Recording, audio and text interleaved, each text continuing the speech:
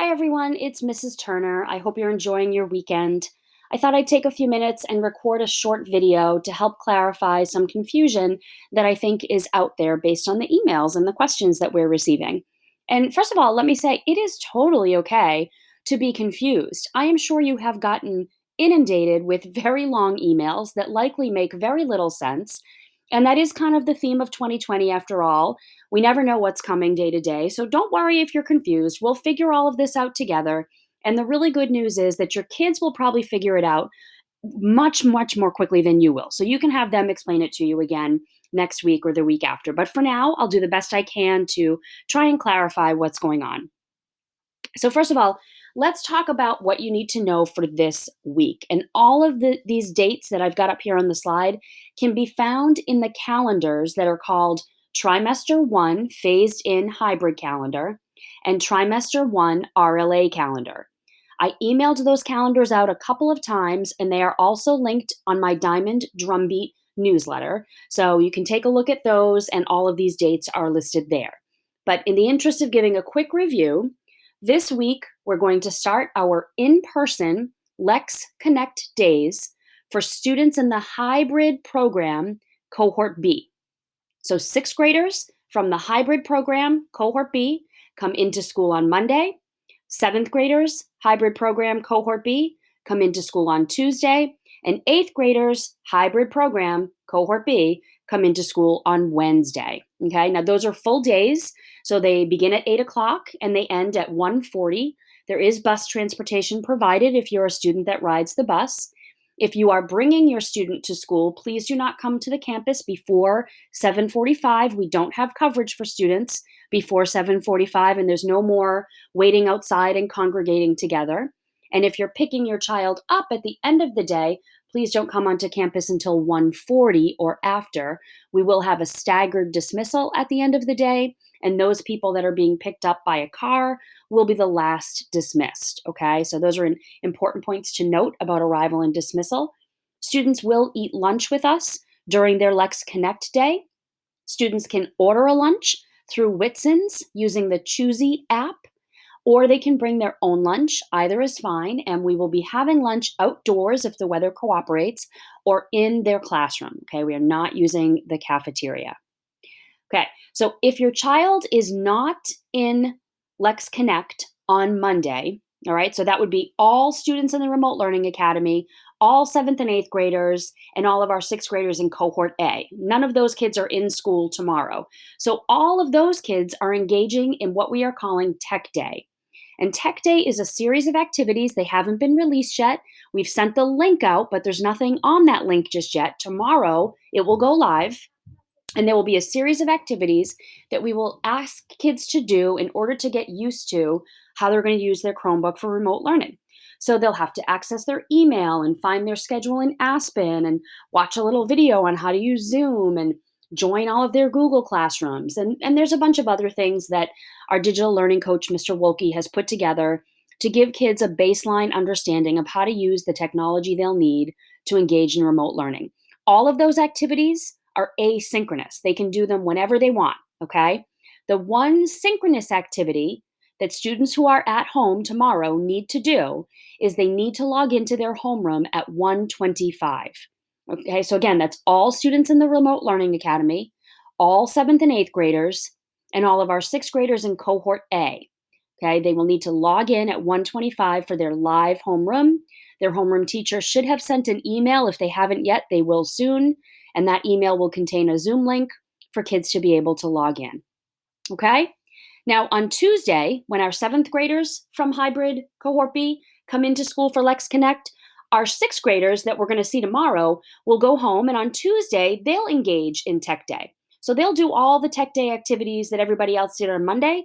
They'll do them on Tuesday, including logging into that live homeroom at 1:25. Okay? And the other kids who had already done Tech Day will actually begin classes. So they'll have a schedule at that point. They will have joined their Google Classrooms. They will have all of the Zoom links because that's what they're going to be doing during Tech Day. So they'll be ready to go ahead and jump right into their schedule and begin remote learning. Okay? Now, If you're in the Remote Learning Academy, you might be thinking, how come I don't get a Lex Connect day?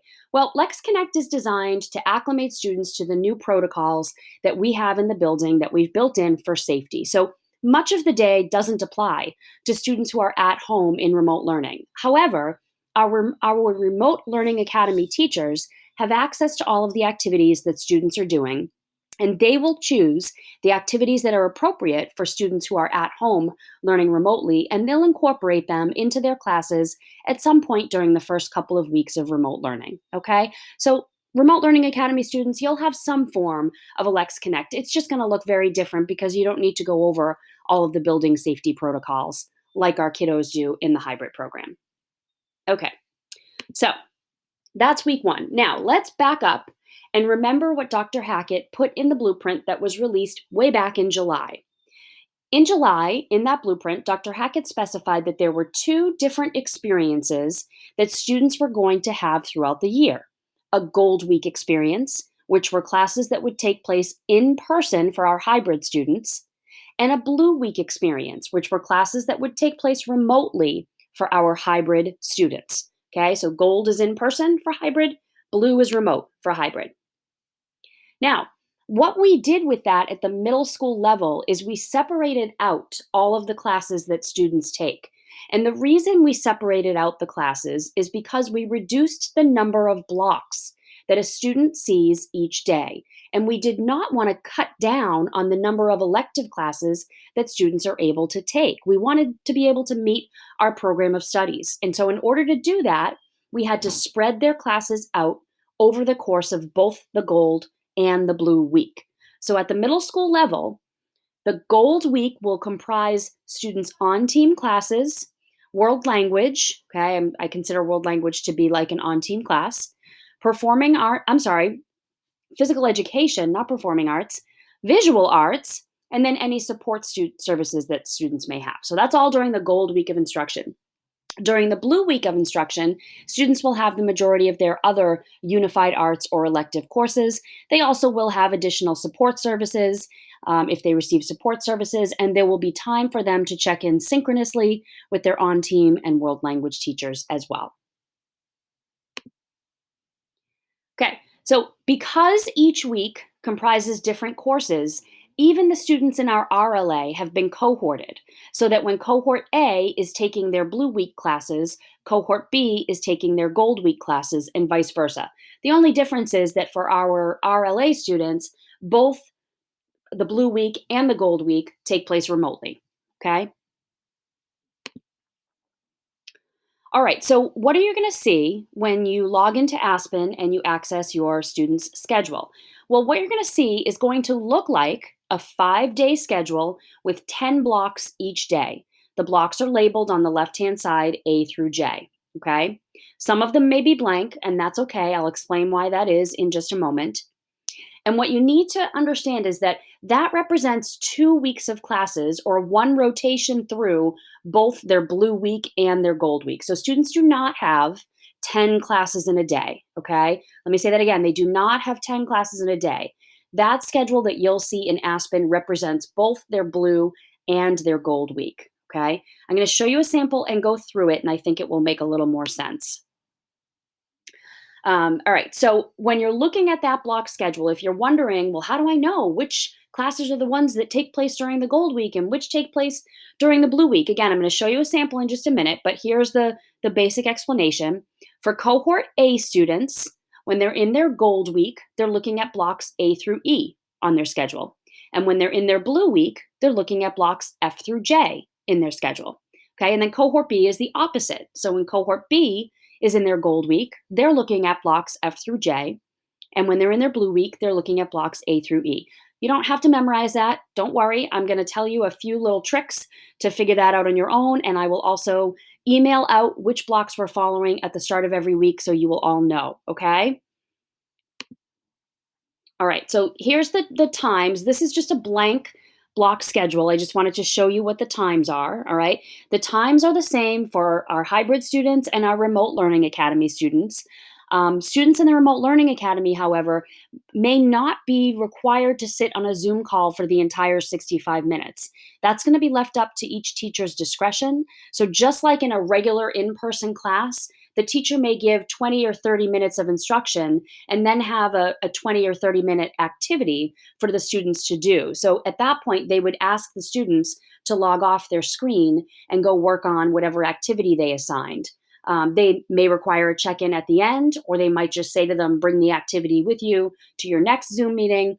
That's going to be up to the teachers. Okay. So I don't want you to panic if you're a Remote Learning Academy student and you're thinking, oh my gosh, I've got to sit through 65-minute calls, 5 in a row, back to back. Your teachers will ensure that you have adequate screen breaks throughout the day. Okay. For kids who are in school in person, there are built in mask breaks, and lunch is also built into C block in the schedule there. So, again, there's times that you don't see necessarily represented in these blocks that are just built in. So, if this were a Gold Week experience, that would mean that cohort A would be following blocks A through E, and cohort B would be following blocks F through J. Okay, and you can see that they're both here. There's A for the kids who are in cohort A. If this were a gold week for them, they'd be looking at that. If this were a gold week for cohort B, they'd be looking at this block, F through J, okay? And then the schedule is the same for when cohort A is in their blue week or cohort B is in their blue week, but the blocks just switch, okay? And the difference between another difference between the gold and the blue week is that in the blue week, there's no win block, okay, because they're remote during their blue week, so we don't have a win block. And they do have their remote homeroom at 11:20. Okay, so this is a sample student schedule. And what I want to point out is a couple of things. So, first of all, I can tell just by looking at this schedule that this is a student in cohort B. And here's how I know that. There's little B's after all of their group numbers here. So, the student is in section 8.3. We have all of our kids grouped into sections.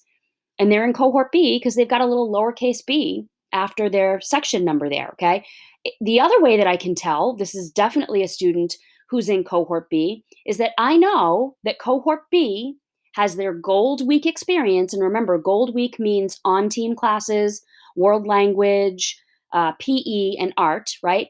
They have those experiences, blocks F through J. And if I look at these classes, there they are. There's social studies and science and Spanish and math, and there's art, and here's physical education. And all those classes are taking place F through J block. So I know this is a cohort B student.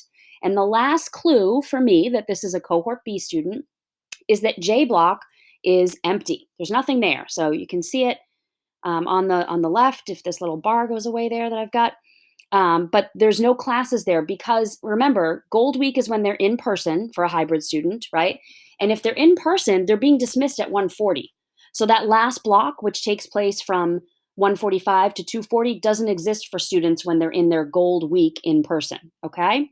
So I know that this is a cohort B student because they would be dismissed and they wouldn't have a block during J block. Okay, some other things I want to point out about this schedule. There's some blanks up here, and that looks scary. Oh my gosh, what are my students going to do? They have nothing to do. They're going to have plenty to do. Those are asynchronous times that students will have asynchronous assignments that their on team and world language teachers are going to be giving them during their Gold Week of instruction. Okay, so a lot of that time will be eaten up by asynchronous work that students will be completing.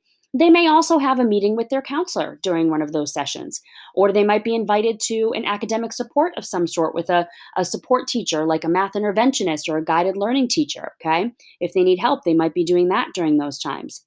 They will have synchronous meetings. Right here, these kind of bluish, purplish blocks are synchronous meeting times with their on-team and world language teachers, okay? And finally, we're still figuring out all of these schedules to make sure we've done everything correctly. So you may even see another elective added into some of these blocks for your students, okay? So I don't want you to panic if you feel like there's a lot of blanks on their schedule. I promise that that time is going to be filled either with asynchronous work or they might even be missing an elective. We may have to add another one, okay? All right, I want to kind of zoom in on just a Monday and point out a couple of other quick things, all right? So this is just a Monday on that student's schedule. I just zoomed in on it. Okay, again, I know it's a cohort B student because I see those little lowercase b's right there. All right. This one's a capital B because that indicates that they're meeting with teachers who are actually in the other week of instruction. So their on team teachers are teaching kids in person. They're in their gold week, but they're going to stop and they're going to come and meet with the kiddos that are at home. All right. So that's why that's capital. You don't need to really worry too much about that, though. That's just for us so that we ensured we didn't have conflicts. All right. So first, A block is blank. Again, don't panic. There could be another elective added in there. If there's not another elective, that is an asynchronous working time. So that is time for kids to complete assignments that will be given out by their on team and world language teachers during the gold week of instruction. We don't just stop the curriculum in those subject areas. It continues when students are in their blue week and they need time to continue that work. So that's a block that's dedicated to that, okay? You'll notice that D block says synchronous meeting with the Gold Week on team teachers. They're not going to meet with all of them in that block. The team teachers will get together and decide who's meeting with which group during which of those blocks. So for this particular block, a student might meet with two teachers. Maybe the student will meet with Mr. Bossback for the first half of the block and Mr. Doutrick for the second half of the block. Okay, that'll be decided by the teams. And again, I already pointed this out, but J block is blank because that's when the student is in person in school. That's their gold week of instruction, and they get dismissed at 1:40. So there's no class that lives in J block. Okay. Um, the other thing that I didn't put over here in my bullet points, but I will mention it because I see it here on the schedule. There's a class here called Elective Home 8 that will be renamed. We are very, very grateful that we have had teachers offer to offer students electives that are enrichment electives that go above and beyond what we have in our program of studies. And so that elective will turn into something else. We'll probably call them drum electives or drum enrichment programs. And it'll be something that that teacher will develop on their own for students. So it's a fun little extra activity that I think students will love. Okay, so again, how are you going to know which blocks you're supposed to be following? What if you forget to look for the lowercase a or the lowercase b? What if you forget which blocks cohort A has during their gold week and which blocks cohort B has? Don't worry about it. Every Friday, I send home my newsletter called The Drumbeat. And on the first page of The Drumbeat, I will tell you what blocks students will be following the next week. Okay? So I will say, next week, we're following whatever, whatever. So for this week, I can tell you that all students are following blocks F through J on their schedule. F through J. Okay. For some students, F through J is going to be on team, world language, physical education, and art because that's their gold week. And for other students, blocks F through J will be unified arts classes because they'll be in their blue week. Okay. But it's F through J for this week for everybody. Okay. All right, and again, it just flips. So the week after that, it will be A through E, and the people who had their unified arts classes will have their on team, and those who had on team this week will have unified arts, etc., etc. Okay, so that was a lot. Hopefully it helped and didn't add confusion to everything. I want to, again, thank you for all the patience that you've had with us. This has been a lot. This is something we've never done before. We have never created a hybrid school and a remote learning academy in the middle of a global pandemic. And we've also never created schedules over the course of just a week. I really need to extend a very special thank you to my assistant principals, Liz Sharp and Baird Klimasmith, and to our evaluation team supervisor, Mike Prescotta, and our digital learning coach, Howard Wolke. They have been literally working around the clock to make sure that students are ready and able to get started with their work tomorrow. And I am incredibly appreciative of all that they've done. So thank you, families, for your patience with us. We're looking forward to welcoming your students back to school in a safe way. And I'll see you this week. Bye.